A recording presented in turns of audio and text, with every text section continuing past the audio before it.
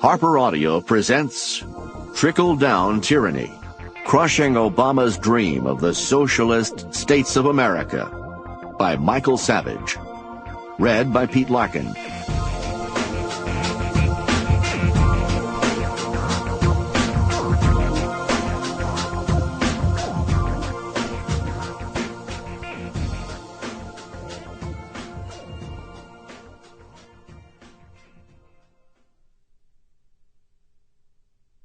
This book is dedicated to those who gave their lives to secure the freedom to write and read as we please.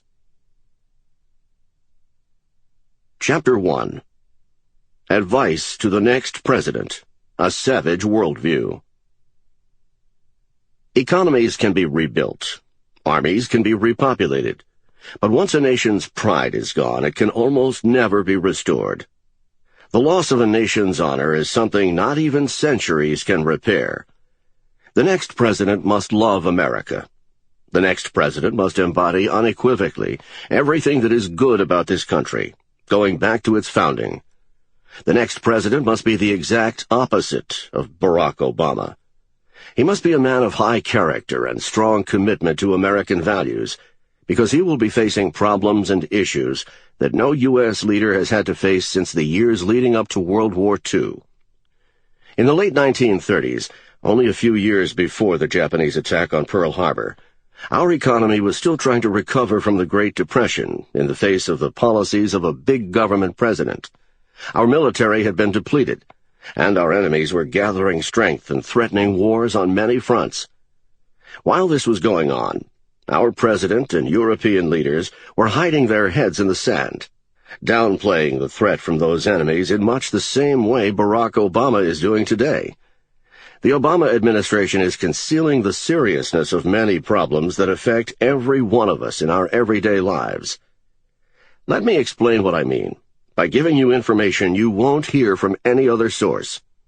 Obama's economic policies have caused such an enormous rise in the price of the necessities of life that his administration has removed energy and food prices from its financial analysis in order to avoid telling the American people just how bad inflation is.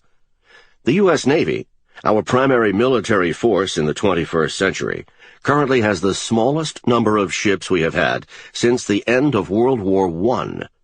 In 1918, our Navy was comprised of 774 ships. It's down to fewer than 300 today. Bill Clinton decimated our military forces during the 1990s, and under Barack Obama, the problem is getting worse.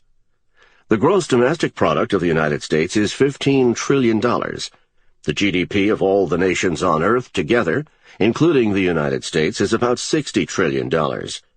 The total debt owed by all the countries and banks and brokerages on the planet is estimated to be $600 trillion, 10 times what all our economies combined produce in a year. It's the same debt that caused the economic crash of 2008, the one that sealed the deal for the election of the first Marxist president of the United States, only it's grown even bigger than it was then. At best, Barack Obama will be doing nothing about these issues and the others I'm going to reveal to you here. At worst, he'll be actively trying to make these critical, potentially crippling problems worse. In the face of this, the next president must be proud of America, willing to laugh at the lunatic fringe pushing the theory of global warming, courageous enough to take on the big bankers and the dictatorial enemies of freedom that are challenging us in every corner of the world. The next president must do nothing less than restore America to its position as the supreme military and financial power in the world.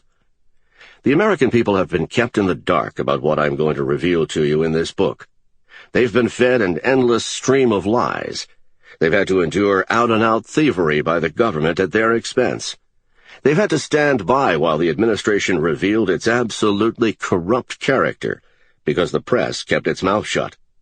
Because of this, there is still the possibility that Barack Obama will be re-elected. You heard me.